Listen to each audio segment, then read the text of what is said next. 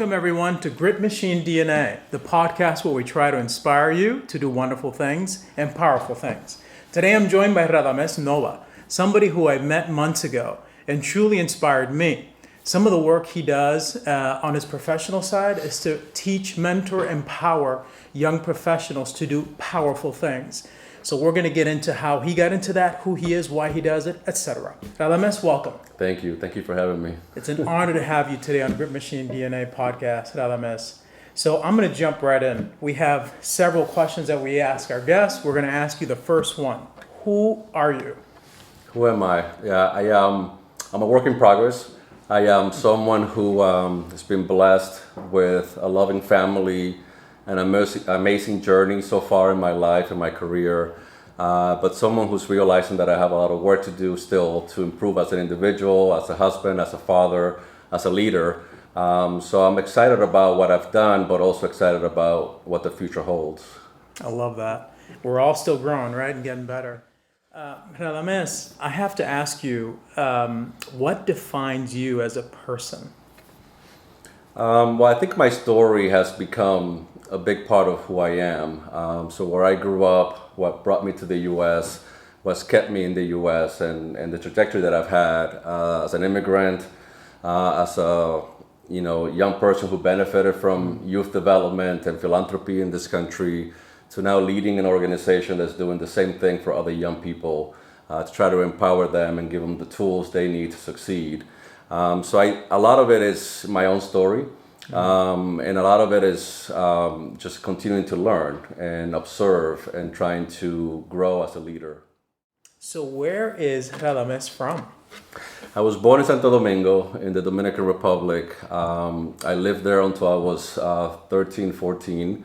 Moved to the U.S. in 1989. Moved to Lawrence, Massachusetts, not speaking any English, not knowing anything about the U.S. except what you hear back on the island, that the streets are made of gold and money grows on trees and everything's wonderful.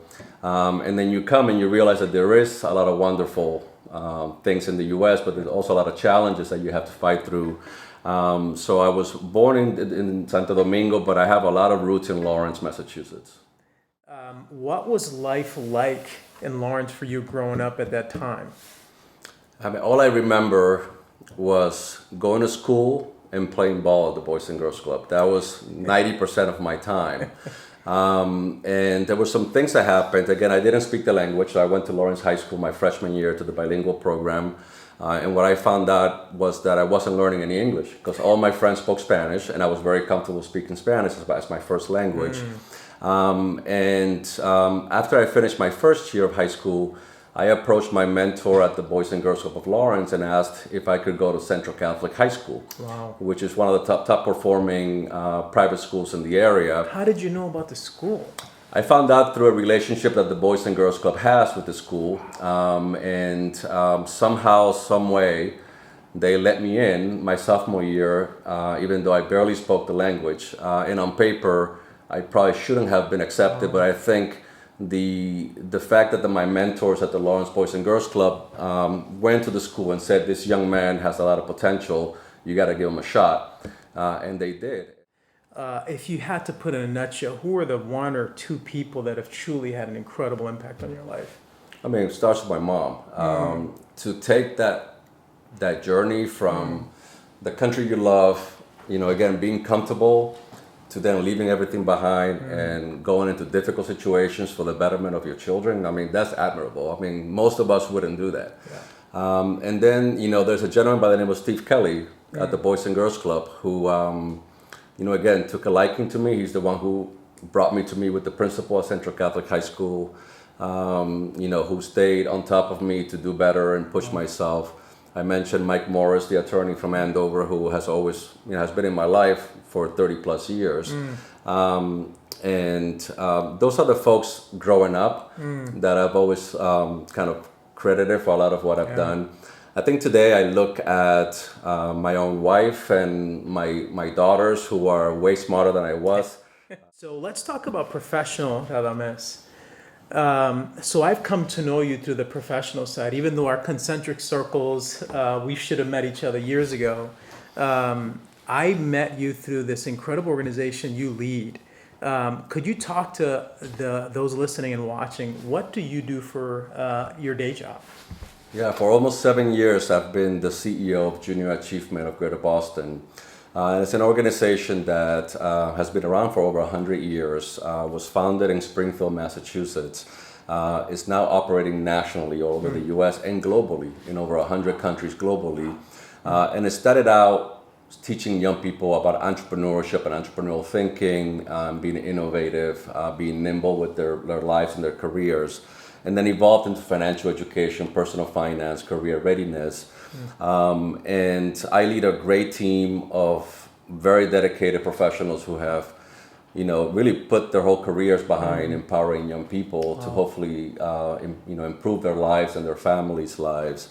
And we are very proud of the new direction that we've taken over the last few years, where Junior Achievement, when I first started, was really about equality and serving every community available or interested in our programs. And over the last few years, we really have moved towards equity. So which are the communities where we can try to close that equity gap to try to improve the lives of the young people in those communities? And there are 9 communities in particular that we're very focused on, with Boston being the biggest. But we are now trying to grow our impact in Brockton and in Chelsea, in Lawrence, in Lowell, and Lynn, Quincy, Somerville, and Worcester, only because we feel like if we don't have unlimited resources, which we don't, we should put the resources that we have to work in the communities where these young people have the most potential for impact. And so we call them impact communities. That's where we want to make the most impact. Yeah. Radhames, I'm going to ask you what you're probably going to think it's a silly question, but I have to ask. Why are you passionate about that? Well, it's my own story, right? So the young people who we help are young people who looked like me when I was 14 and just came to the country. And there were people back then who gave me a shot and gave me an opportunity. So for me, it's so satisfying to be able to pay it forward. I'm of the mind that with self-agency and personal responsibility, you can achieve just about anything, right? And then there's others who have said to me, no, you can't. How do you reconcile the notion that you're empowering these young professionals, young people in college, et cetera, but yet in some corners of our society, and at least in the United States, they're being told that they can't? How do you reconcile that, and how do you sort of keep them inspired to go forward? Well, I mean, equity only means that we are finding, in our case, young people who perhaps have the potential and don't have the means. The mentorship, the exposure, the programming, the opportunities, and giving them a chance that perhaps other young people already have because of their families or their communities offer them. It doesn't mean that they're going to automatically make it, right? They still have to put the time, they still have to put the work. And I believe that equity is important because, you and I obviously have stories where we can say, we made it, right? But none of us made it on our own. That's right. And equity, to me, means that we are focusing the resources where we can close that gap, where we can offer young people who perhaps don't have both parents at home, who perhaps don't have a coach or a mentor like you and I did, the opportunity to say, hey, I can do it. It's all about confidence. Like, we have a program called the Company Program where high school students operate a business. And you can imagine being a 15-year-old CEO of your company and the confidence that gives you, right? Or the CFO of the company or the chief marketing officer of the company.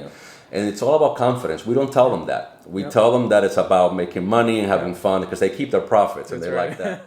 Radhames, you have a family, you have an incredible wife.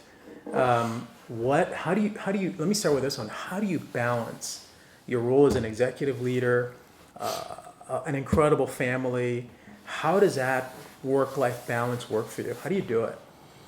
I've learned over my career to work smarter. I used to be a workaholic, so I'm a recovering workaholic. And I still work hard, but I've learned to do it better. Instead of, I used to be up till 2 a.m. daily back in my early career days because I was driven and I was committed to the work. But then I realized that didn't leave me any energy for the wife and the kids and even my personal enjoyment. So I've learned to hire great people, to trust them, to do their part, to support them whenever they need my guidance, but then get out of the way. I want folks to listen a little bit, Radhames, to your journey as an executive. You didn't just show up as a CEO. Could you spend a minute or two about how did that journey transpire? How did you become CEO of a major organization? Non-linear. So I started my career as a Peace Corps volunteer out of college. I was 21. And I did that because I was thinking of an international career. I had double majored in French and Italian. I was fluent in Spanish. I had learned English. I learned Zulu in South Africa. So I was thinking of an international career. And so that was one of those careers where, the Peace Corps is very well regarded as an international experience. And when I was there, I was asked by a very poor community where I lived to help them raise funds to improve the schools and improve the community. I had never raised $1 in my life, and so I was able to figure it out, and we raised a good amount of money to do great things in South Africa. And so fundraising or development or sales became my next step when I came back to the US, and I became the first director of development for the same Boys and Girls Club where I grew up. And I was able to give back for 4 years to the same organization that had helped me become who I am. And then I moved to Boston for the first time. I started working in Boston, and I was working for a major organization. I was the only Latino in that organization, so I joined ALPHA, the Association of Latino Professionals for America, found amazing mentors and friends in that organization, in that community, to the point where I was doing things that, through the networking, that I had never thought I would do. I went from Peace Corps to hedge funds. So I worked in the hedge fund industry for 2 years. And then I worked in private equity for 2 years. And honestly, after that, the economic downturn in 2008, 2009, where most of us in the investments industry got impacted, I was in my mid-30s and I said, what do I want to be when I grow up? And at that point, I remember fondly my time in the Peace Corps, in the Boys and Girls Club, my impact in the community. And I basically said, I'm going to just dedicate my career to serving others. I want to ask you about leadership. This word gets thrown around and bandied around everywhere. What is leadership to you? How do you describe leadership for others? For me, it's service. So if you're a leader, you're serving others. You're serving your direct reports, your stakeholders, whether you're a for-profit or non-profit organization, and you're there to serve. That's your only reason to exist is to serve that organization and eventually the community. So it goes back to service to me and giving back to the community. Yeah, I love that. A lot of people get that wrong, by the way. I see that daily. I passed. Yeah. Oh man. Well, look, I'm biased, but I've seen a lot of different leadership styles, and some I really appreciate, some I don't. How do you balance? I like to, let me give you context and to folks listening and watching context. I have my persona at work. I have my persona at home. I am deeply, deeply American, but I'm also deeply loving of my Hispanic heritage, my Puerto Rican heritage. How do you balance those, I'm going to call them identities and personas every day? It's interesting. I've always somehow have been able to fit into whatever situation I've been in. So when I was in Dominican Republic, I loved my childhood. I loved being there. I appreciated my time in the DR. When I moved to Lawrence, I love Lawrence. I love the challenge. I love what I did. And I always valued my culture, but I knew I had to learn English and I had to prepare myself to succeed in this country. When I went to Central Catholic High School, I was one of the very few Latinos at the school. Speaking broken English at age 15, you know how teenagers are. Oh, yes. And I found that as a challenge. So I went to Middlebury College. I was one of the few Hispanics and Latinos and diverse students then. It's definitely improved since. But to me, it's you have to be yourself, but you have to also look to adjust to your situation. And I always think, if I was to get up and move to China, I need to live in a way that adjusts to the Chinese culture, the Chinese world. I don't have to change who I am, but I have to adapt to the local situation. What does it mean to be a father? I love being a father. I mean, we have twin daughters I mentioned earlier who are 17, way smarter than I ever was. They're learning to drive, so I get to sit next to them and hope for the best. And I have a 8-year-old, almost 9-year-old. It's great. It's rewarding. It's challenging. It's interesting how parenting has evolved. Back in the DR, my dad would shoot me a look, and that was it. There was no question in the look. It doesn't work exactly that way. I'm learning, and so patience is something that I have in many areas of life. But when an 8-year-old pushes your button, you have to practice patience, and it takes a lot of practice. He and I just went this morning to play golf. And he's only 8, and he wants to be perfect. He wants to hit the ball straight every time. And I told him, look, I've been playing for a while, and I'm still learning every shot. And so it's kind of coming to a point where I know what I'm good at, and but I have a lot of work to do in certain areas. Yeah. What 2 pieces of advice would you give 12-year-old Radhames? I mean, honestly, I'm trying to think of it. I'm not saying I was perfect. I'm just saying I did what I had to do to get to where I am. And I wasn't afraid to do things. I mean, honestly, you think about it. I love that. Don't be afraid, right? I mean, Head first. I moved across the world, right out of high school at 21, right out of college, actually. There's a lot of things that I probably would have done, to become a better athlete. I was an average athlete. But actually, one of the great advice that I got from mentors was become well-rounded, right? And if you're not that star athlete that's going to get you, that's going to get you that scholarship, then give back, then focus on your academics, then become well-rounded. And I would just tell young people, it's just, expand your horizons, like push yourselves, find something you're passionate about. And for me, I love sports, but I just wasn't all that good. So for me, it was other things like languages and traveling, and just taking on risks. I love taking calculated risks, and most of them have worked out for me. So I'm not avoiding the question. I just can't think. No. There's 2 things. Too many other things that I would have done differently. I hear two very clear things actually. The first one you said was, don't be afraid, right? Don't be afraid of risk. That's an important message. Don't be afraid of failure. That's a message our young professionals and people need to hear. Don't be afraid of taking risks and failure. That's how you learn. And the second thing I heard is take the risk. 2 different things, right? So I love that message. It's powerful. All right, the final question I like to ask all my guests is, what is your purpose? I've been thinking about that for a number of years. And, one is just to try to treat everyone with respect, and treat everyone the way that I want to be treated, be it my family and friends and colleagues. But eventually, if it's my professional calling, is to help young people who, like me, had a lot of potential, but maybe had some hurdles ahead of them, help them move ahead.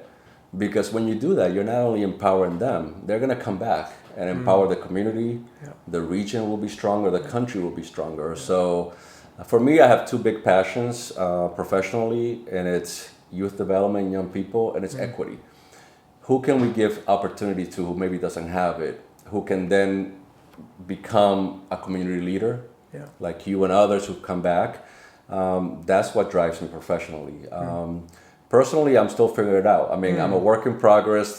I'm getting to a point of my life where I'm in the second half of my 40s.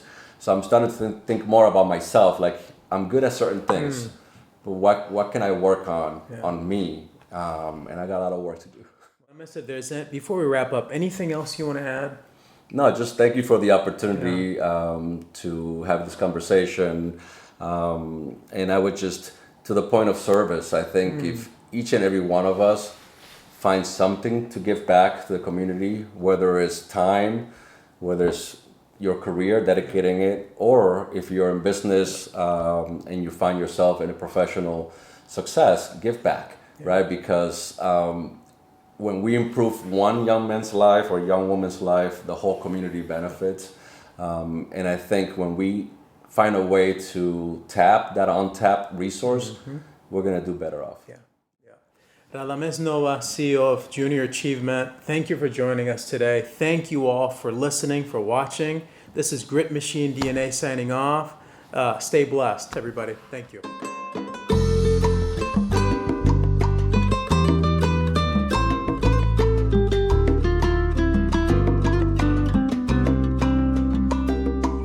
Si vives día a día en un abismo de dolor y buscas solución a tus problemas, busca del Señor y sigue su camino y pronto nacerá la paz en tu corazón. Y con la paz del Señor yo he vencido mi temor y yo vivo victorioso por su amor. Y con la paz del Señor yo he vencido mi temor y yo vivo victorioso por su amor. Si vives día a día en un abismo de dolor y buscas solución a tus problemas, busca del Señor y sigue su